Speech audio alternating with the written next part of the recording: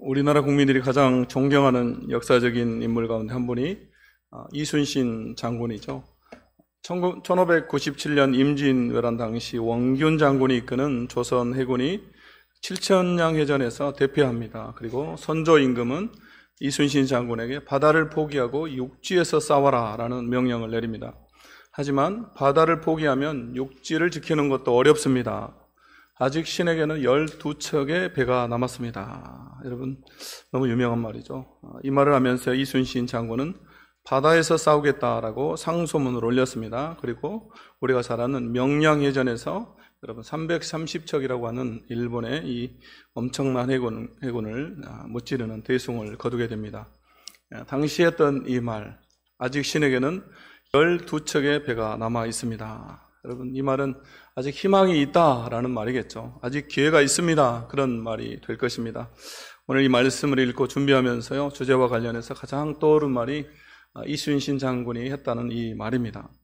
지금 우리는요, 3년째 이어지고 있는 코로나와 또 사회 경제적인 어려움과 위기들로 인해서요, 힘든 시간을 보내고 있고, 또 현재도 암울하고 비관적인데 미래는 더 예측하기가 어려운 시대를 살아가고 있습니다. 또 우리 신앙적으로도 안타까운 것은요, 기독교를 향한, 교회를 향한 또 시선과 따가운 시선과 비난들, 그리고 비관적인 전망들, 한국 교회를 향한 위기다라는 소리가요, 항상 이 연말과 연초가 되며 쏟아지고 있습니다. 이런 상황들 속에서도 오늘 이 사무엘상 3장의 말씀은요, 우리에게 그래도 아직 희망이 있다, 아직 기회가 있다라고 우리에게 말씀하고 있습니다.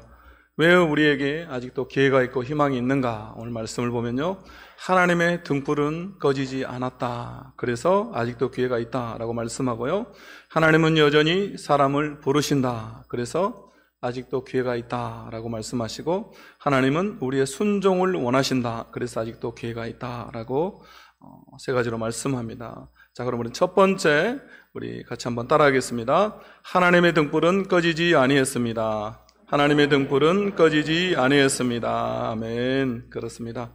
여러분, 하나님의 등불은 아직 꺼지지 않았습니다. 하나님의 촛대는요, 여러분, 아직 옮기지 않았습니다. 그러므로 한국 교회는, 또 이 땅에는, 그리고 우리 교회는 아직 기회가 있고 희망이 있는 줄로 믿습니다. 여러분, 저는 그렇게 믿고 있습니다. 오늘 본문은요, 사무엘 선지자가 어렸을 때 이야기, 그가 선지자로 부르심을 받고 활동을 시작하던 그때를 배경으로 하고 있습니다. 여러분, 그때는요, 정치적으로 너무나 혼란하고 또 종교적으로, 사회적으로 심히 부패하고 타락한 시대라고 할 수가 있겠습니다. 정치적으로 보면 이 사사 시대입니다. 아직 왕정이 시작되기 전이기 때문에요, 왕이 통치하기 전이기 때문에 극히 혼란스러운 시대입니다. 이 시대를 가장 잘 나타내주는 말이 바로 사사기의 맨 마지막에 나오는 21장 25절에 그때라고 나옵니다. 그때 사사 시대죠. 이스라엘에 왕이 없으므로 사람이 각기 자기의 소견에 옳은 대로 행하였다, 이렇게 나오고 있습니다. 사람들이요, 자기의 마음대로, 자기 하고 싶은 대로 행하면서 살았다라는 것이죠. 그렇기 때문에 정치적으로도 너무나 혼란하고 어지러웠습니다. 여러분, 지금 한국의 정치가 여러분 얼마나 어지럽고 혼란스럽습니까? 여러분, 정치가 국민들에게 희망을 주고 또 안정을 주고 평안을 줘야 되는데 오히려 걱정과 염려를 끼치는 그런 상황들이죠. 그래서 오죽하면 여러분, 우리나라가 뭘 빼고는 다 선진국이다 이렇게 말합니까? 예, 정치 빼고는 다 선진국이다, 이런 말을 들을 정도로 우리나라 정치가 여러분 바닥입니다. 아마 사사 시대가 그랬던 것 같습니다. 그렇게 암울했던 시대죠. 그리고 종교적으로도, 신앙적으로도 깨어 있어야 하는데 이 백성들에게 희망을 줘야 되는데 그렇지를 못했습니다. 오히려 정치보다 더 종교적으로 부패하고 타락한 시대였습니다. 그래서 사무엘 3장 앞에 있는 2장에 보면요, 엘리 대제사장의 아들들 홈니와 비느하스의 죄악상이 나오는데요, 이 두 아들이 얼마나 하나님 앞에서 큰 죄를 지었는지, 심지어 하나님께 드리는 제사의 제물이 드려지기도 전에 먼저 이 제물을 가로채버립니다. 그래서 17절 말씀에 보니까 이렇게 나옵니다. 이 소년들의 죄가 여호와 앞에 심히 금은 그들이 여호와의 제사를 멸시함이었더라. 백성도 아니고 제사장이 하나님께 드려진 제사를 멸시했다. 오늘날로 하면 예배를 소중히 여기지 않은 것이죠. 그만큼 영적으로 타락했다라는 것입니다. 이스라엘에게 있어서 가장 타락했던 시기는요, 바로 제사장이 타락했던 시절입니다. 백성이 아닌 제사장이 타락했던 시절이죠. 이렇게 영적으로 타락한 시대를요, 오늘 사무엘 3장 1절과 2절에서 이렇게 묘사하고 있습니다. 사무엘상 3장 1절 2절입니다. 우리 같이 한번 읽어보겠습니다. 시작. 아이 사무엘이 엘리 앞에서 여호와를 섬길 때에는 여호와의 말씀이 희귀하여 이상이 흔히 보이지 않았더라. 잘 보지 못하는 그때 그가 자기 처소에 누웠고. 아멘. 여호와의 말씀이 희귀하다. 얼마나 영적으로 타락하고 부패했으면요, 하나님이 말씀하시지 않는, 말씀이 희귀한 시대, 이상이 흔히 보이지 않는 시대, 영적 암흑의 시대가 되어버린 것입니다. 여러분, 성경이 말하는 영적 암흑기, 위기라는 것은요, 여러분, 다른 시대가 아니라 하나님이 말씀하시지 않는 시대인 것입니다. 하나님이 말씀을 중단해버린 그런 시대죠. 여러분, 우리 인생도 마찬가지일 수가 있습니다. 하나님이 나에게 말씀하시지 않는다. 내가 성경을 읽어도 감동이 없고 말씀을 들어도 감동이 있지 않다. 주의 음성이 들리지 않는다. 여러분, 내 신앙에도 위기가 찾아온 것일 수가 있습니다. 오늘 이어지는 2절에서 엘리의 눈이 점점 어두워가서 잘 보지 못한다라고 기록하고 있습니다. 이스라엘을 영적으로 이끌어야 하는 대제사장의 눈이 어두워서 잘 보지 못한다. 사실 이 내용은 육의 눈을 말하고 있는 것처럼 보이지만 실상은 당시의 영적인 상황이 얼마나 심각한지를 보여주고 있습니다. 나라 전체가 영적인 암흑기라는 것이죠. 그런데 오늘 3절에 다음과 같이 말씀합니다. 우리 3절 같이 한번 또 읽어보겠습니다. 시작. 하나님의 등불은 아직 꺼지지 아니하였으며 사무엘은 하나님의 교회에 있는 여호와의 전 안에 누웠더니. 아멘. 여러분, 앞선 이 1절, 2절과 완전히 다르죠, 내용이. 그럼에도 불구하고, 이렇게 타락하고 부패했음에도 불구하고, 여호와의 말씀이 희귀하여 이상이 흔히 보이지 않음에도 불구하고, 영적 대제사장인 엘리의 눈이 어두워졌음에도 불구하고 하나님의 등불은 아직 꺼지지 아니했다. 이렇게 성경 기록하고 있습니다. 아직 끝난 것이 아니다라는 것이죠. 아직 기회가 있다. 아직 희망이 있다라는 말씀을 우리에게 하고 있습니다. 여러분, 기독교는요, 위기를 극복하며 자란다라고 합니다. 기독교는 핍박을 통해서, 순교자의 피를 통해서 자란다라고도 하고요. 여러분, 이 말은요, 위기가 위기로 끝나버리지 않는다라는 것이죠. 위기의 때 교회는 다시 한번 일어난다라는 것입니다.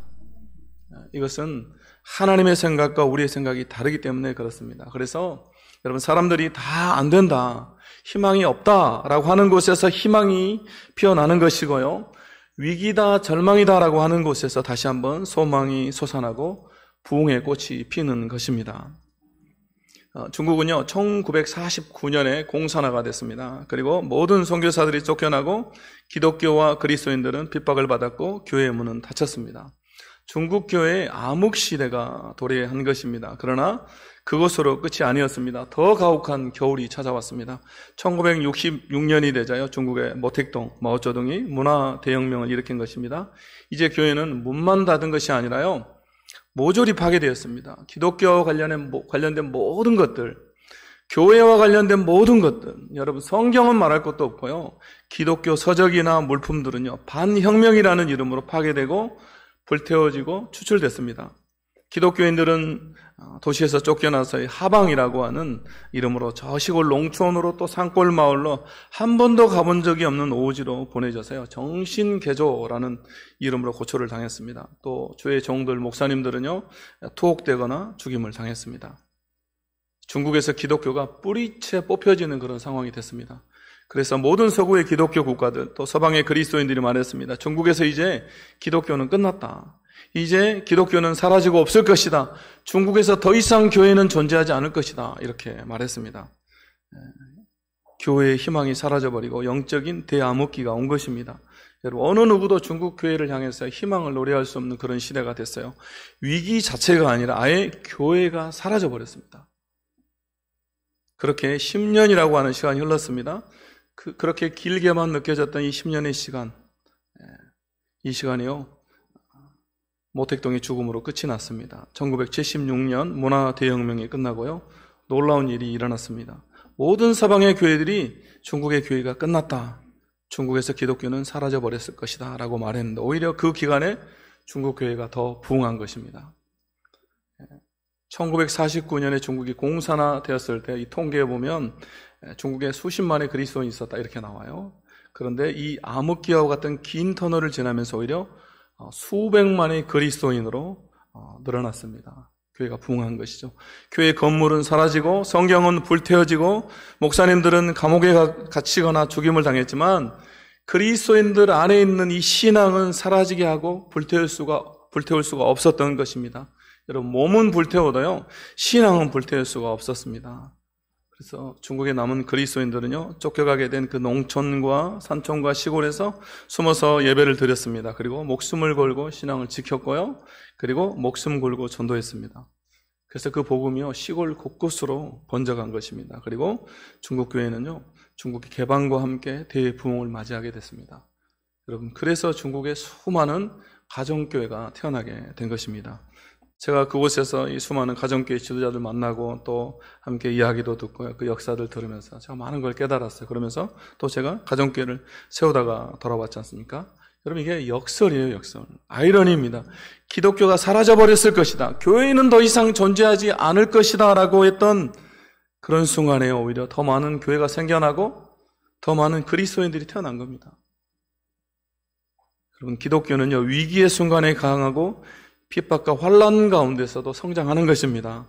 여러분, 그래서 끝이 아닌 거죠. 그래서 우리에게는 아직 기회가 있는 것입니다. 아멘. 이것을 수많은 기독교의 역사가 증명하고 있고 또 여러분, 사도행전에 그렇게 기록되어 있어요. 초대교회가 그 힘든 상황들 속에서도 들풀처럼 번져가는 것을 이 사도행전에 기록해 놓은 것이죠.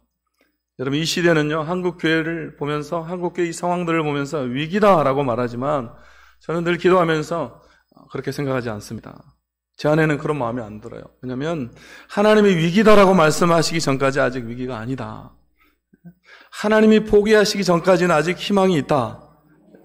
여러분, 우리 인생도 우리 교회도 한국교회도 여러분 다 마찬가지입니다.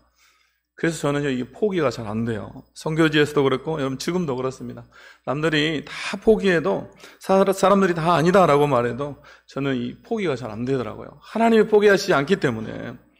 제가 여러분 이런 소리 한두 번 들은 게 아니에요. 뭐 부흥은 끝났다, 불가능하다, 현실을 좀 봐라, 그런 소리를 항상 들었지만요, 그런데 하나님이 제게 한 번도 야 포기해라 그렇게 말씀하시지 않아요. 하나님이 포기하라 그랬으면 제가 포기했겠죠.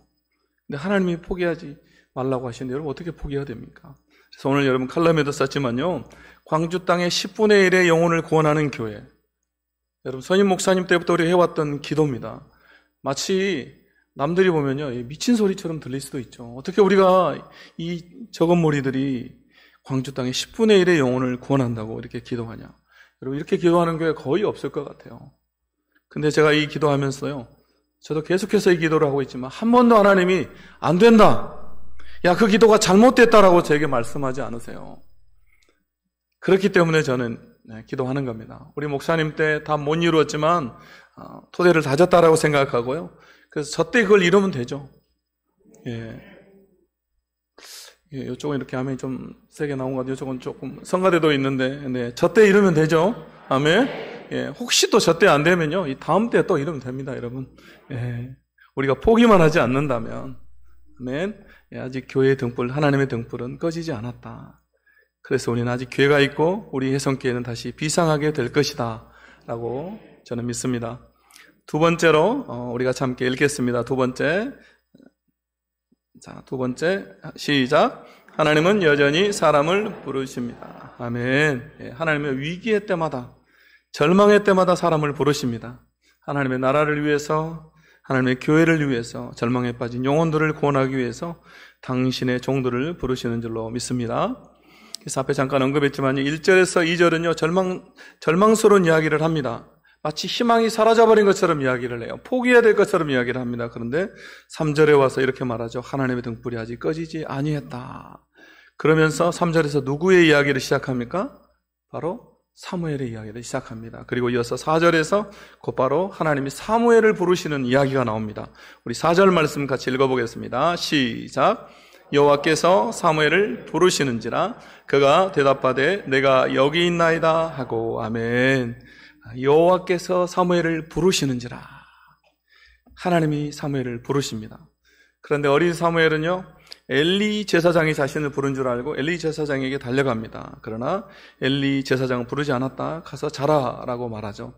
또 하나님이 사무엘을 부릅니다. 그러나 사무엘은 여전히 이번에도 엘리 제사장이 나를 부른다라고 생각해서 엘리 제사장에게 가죠.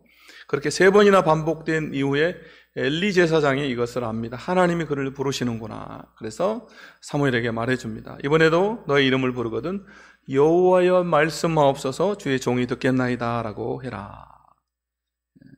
그렇게 하나님이 사무엘을 부르시는 내용이 오늘 본문에 계속해서 기록되어 있습니다.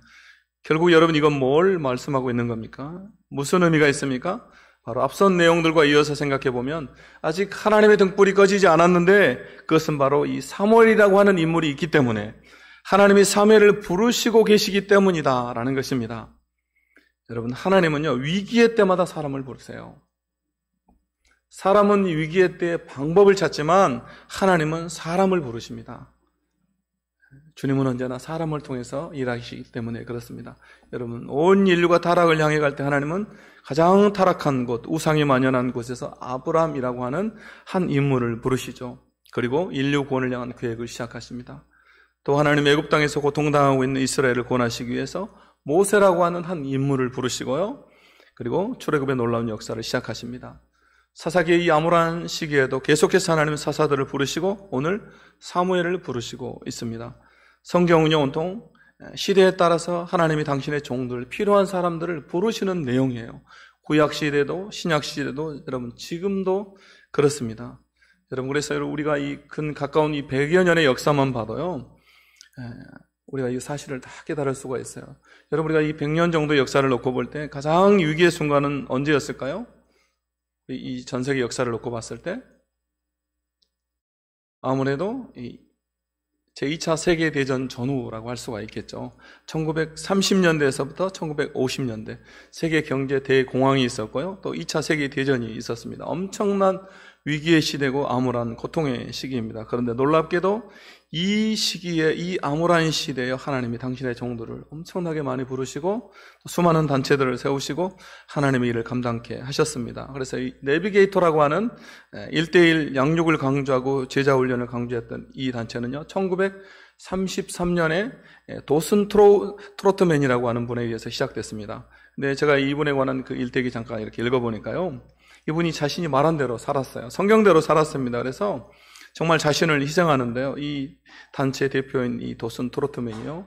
그 물에 빠진 한 소녀를 구하다가 본인이 목숨을 잃어요. 그 소녀를 살리고 이런 놀라운 일이 있습니다. 대학생 선교회 CCC는 1951년에 미국에서 빌 브라이트 박사에 의해서 시작됐습니다. 그리고 한국 땅에서는 김중곤 목사님에 의해서 1958년 여러분 광주에서 시작이 됐죠.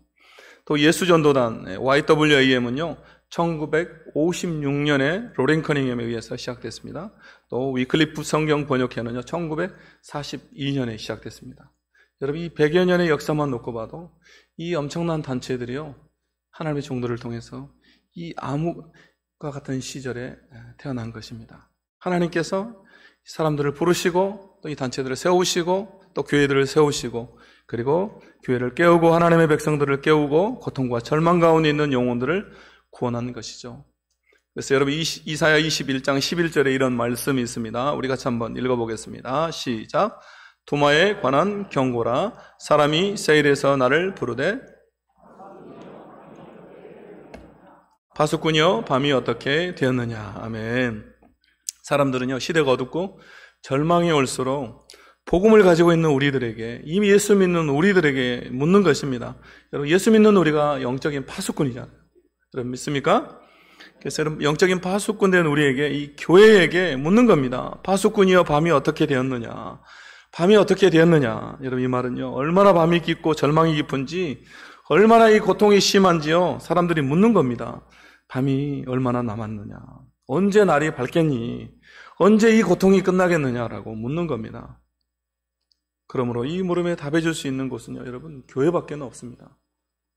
하나님의 백성된 우리밖에 없고요 교회가 이 땅의 소망이고 희망입니다. 여러분 그러므로 우리는 이 세상 사람들의 이 고통의 소리를 들어야 하고요 그리고 그들에게 말해줄 사람을 부르시는 이 하나님의 음성을 우리가 들어야 됩니다.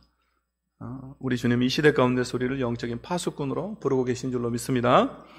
세 번째, 하나님은 우리의 순종을 원하신다라는 것입니다. 하나님은 사람을 부르시고 그리고 그 부르심에 순종하기를 원하세요. 하나님은 저와 여러분이 순종을 원하시는 줄로 믿습니다.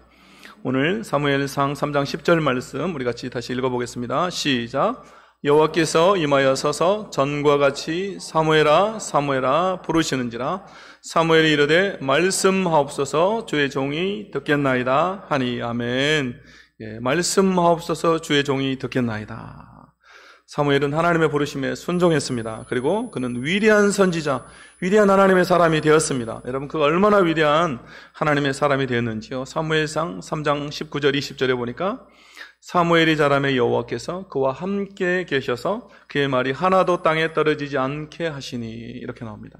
하나님이 그와 함께 계셨다. 그리고 그의 말이 하나도 땅에 떨어지지 않았다. 이게 무슨 말입니까, 여러분? 그가 말한 대로 다 된 것이죠. 하나도 땅에 떨어지지 않았다. 그가 말한 대로 다 되었다는 거예요. 그래서 쉬운 성경에는요, 이걸 이렇게 번역했습니다. 여호와께서는 사무엘과 함께 하셨고 사무엘에게 말하는 것을 다 이루어 주셨습니다. 그가 말한 것을 다 이루어 주셨다. 여러분, 우리는 인간이기 때문에 자기가 말한 걸 다 이룰 수 없어요. 왕도 안 되고 대통령도 안 되고 안 됩니다. 누가 이렇게 할 수 있겠습니까? 오늘 말씀해 보니까 하나님이 다 이루어 주셨다, 이렇게 나오죠. 함께 하셔서 결국 그가 한 모든 기도가 응답되었다라고도 할 수가 있겠습니다. 여러분, 우리가 기도 응답하면 생각나는 사람이 있죠. 여러분, 누굽니까?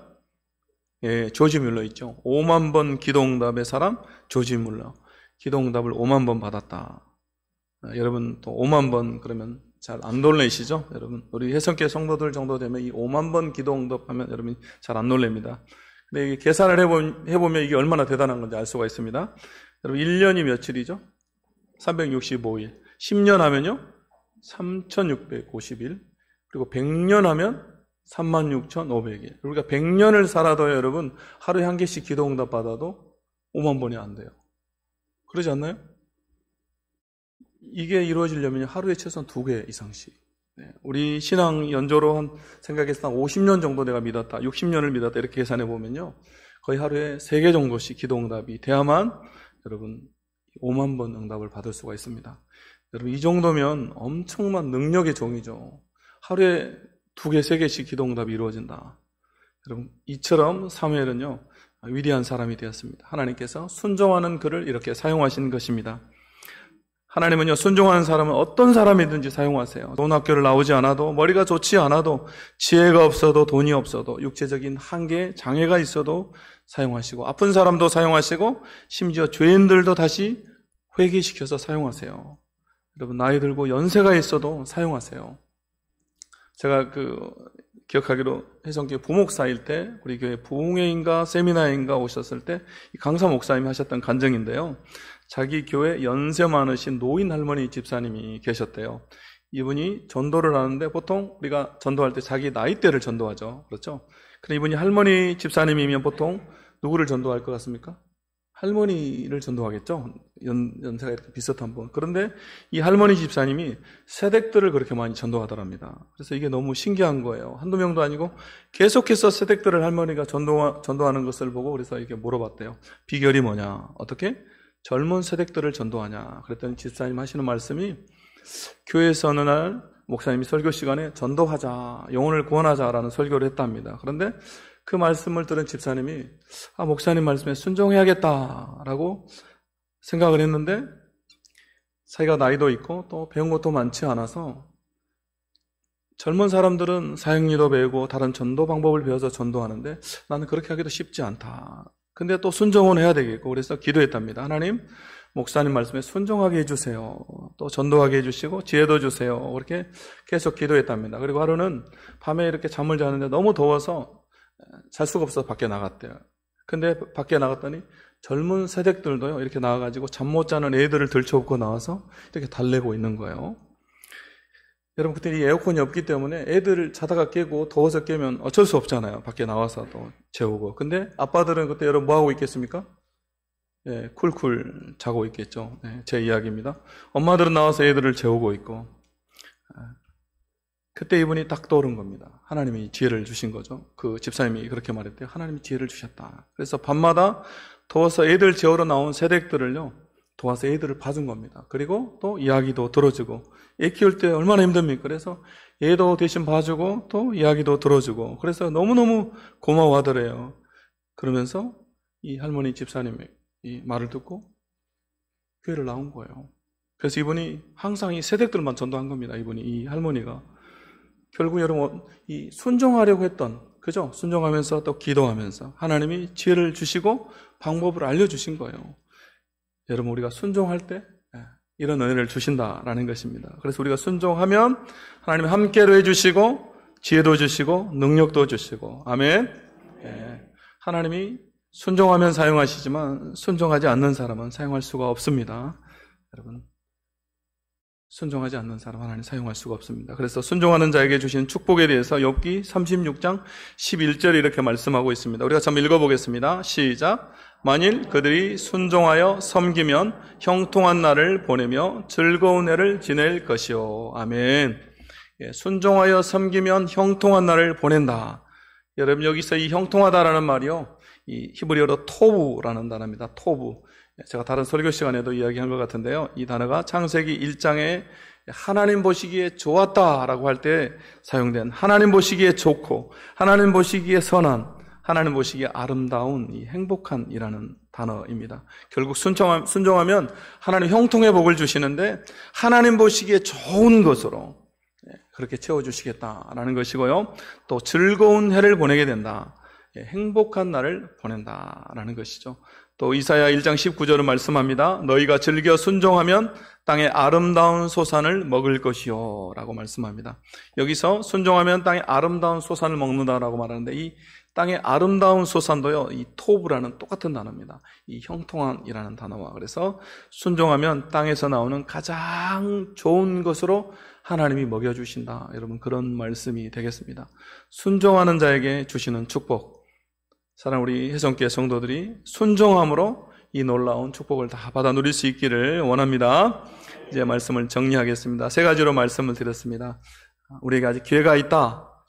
그것은 하나님의 등불이 아직 꺼지지 아니했기 때문이다. 두 번째로, 하나님은 여전히 사람을 부르시고 계신다라는 것이고, 세 번째, 하나님은 우리의 순종을 원하신다라는 것입니다. 오늘 말씀 우리가 기억하면서 함께 우리 찬양하도록 하겠습니다. 우리를 사용하소서. 우리 함께 찬양하며 나가도록 하겠습니다.